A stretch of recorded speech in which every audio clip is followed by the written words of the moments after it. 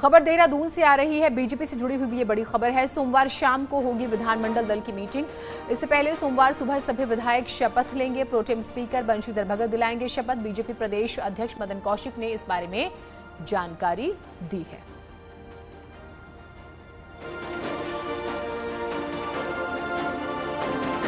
अब जो जानकारी आ रही है, कुल मिलाकर देखिए 10 मार्च को नतीजे आए थे, तब से लेकर अभी तक तस्वीर साफ नहीं हो पा रही कि दरअसल होगा क्या उत्तराखंड में।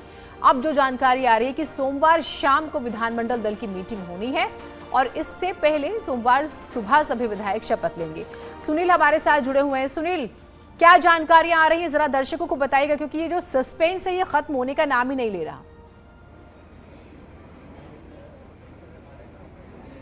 बिल्कुल जीनत, और ये उत्तराखंड की सियासत से जुड़ी हुई बड़ी खबर थी, जिसका पिछले 10 से 11 दिनों से लगातार इंतजार हो रहा था। दिल्ली में जो आज हाई प्रोफाइल मीटिंग हुई केंद्रीय गृह मंत्री अमित शाह की अध्यक्षता में, उसमें एक तरह से नेता सदन का नाम फाइनल किया जा चुका है और इसी के चलते अब विधानमंडल दल की मीटिंग भी तय हो गई है। कल शाम 4 बजे देहरादून में विधानमंडल दल की मीटिंग होगी।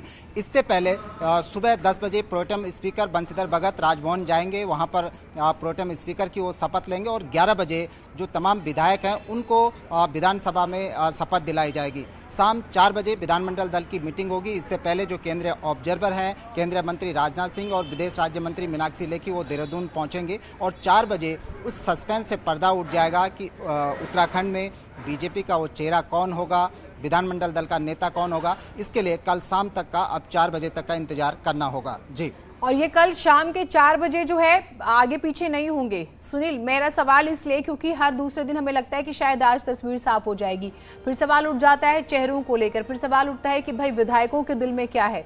कुल मिलाकर प्रदेश की जनता तो ये मानिए कि सबसे ज्यादा इंतजार इसी बात का कर रही है।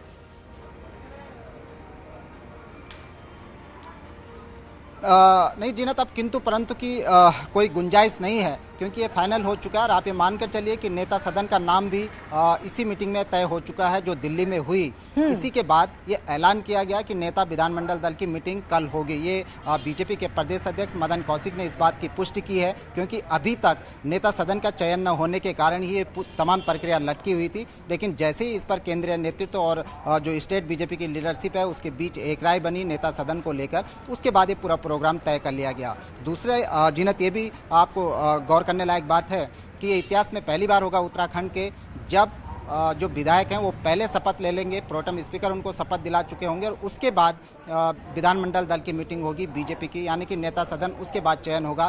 पहले विधायक शपथ ले चुके होंगे विधानसभा में। फिर इसके कारण को अगर हम समझना चाहें सुनील, हम इसके कारण को समझना चाहें तो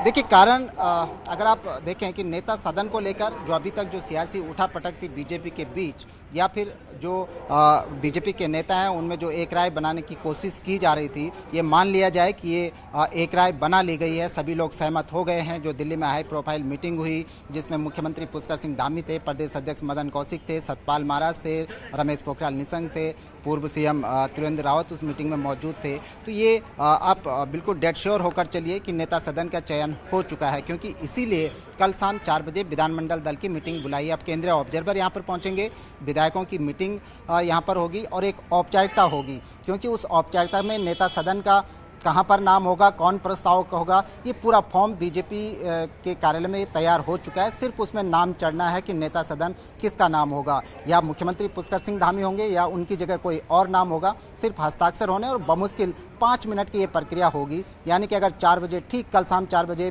विधानमंडल दल की मीटिंग होती है, तो 4:05 पर न्यूज़ 18 ये खबर ब्रेक कर रहा होगा कि नेता सदन किसको चुन लिया गया। जी, ये बहुत महत्वपूर्ण बात आपने बताई कि 5 मिनट, और लेकिन इस 5 मिनट के चक्कर में तकरीबन जो है 11 दिन का इंतजार भी जो है वो लोग कर रहे हैं। सुनील, ये बड़ी बात है। एक और सवाल ये कि जो इतना मंथन हो रहा है और अमृत निकालने की जो कोशिश हुई, तो हम ये माने कि दरअसल इसके पीछे तैयारी 24 वाली है, क्योंकि आगे आपके सामने 24 ही है।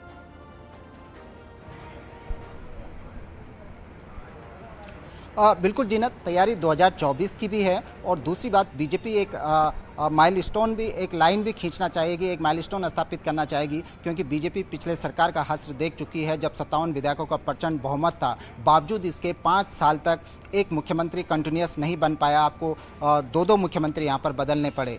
वो इसकी पुनरावृत्ति न हो, क्योंकि इसके तत्काल बाद 2024 का लोकसभा चुनाव है और उससे पहले स्थानीय निकाय और पंचायतों का चुनाव भी है। तो केंद्रीय नेतृत्व चाहता है कि एक तो स्टेबल गवर्नमेंट उत्तराखंड को मिले और दूसरा एक माइलस्टोन स्थापित किया जा सके, कि जो एक अवधारणा बनी है कि उत्तराखंड में कोई भी सीएम 5 साल अपना कार्यकाल पूरा नहीं कर पाता, उस मिथक को भी बीजेपी की तोड़ने की कोशिश होगी और देवभूमि से पूरे देश को एक मैसेज देने की कोशिश होगी कि बीजेपी ने जहां सत्ता में एक बार दोबारा से अच्छे बहुमत के साथ 47 विधायकों के साथ बीजेपी ने सत्ता में रिपीट हुई है, तो वहीं एक स्टेबल मुख्यमंत्री, एक स्टेबल गवर्नमेंट भी उत्तराखंड को दी है। ये कोशिश केंद्रीय आलाकमान की होगी और इसीलिए पिछले 10-11 दिनों से जो मंथन चल रहा था वो सिर्फ और सिर्फ इसी बात को लेकर मंथन था जी। और शायद उम्मीद ये कि जो चेहरा होगा उसे बदलने की जरूरत नहीं पड़ेगी, जो इस बार हमने विवाद देखा। खैर, एक छोटा इंतजार करना होगा जब तक तस्वीर साफ होती है।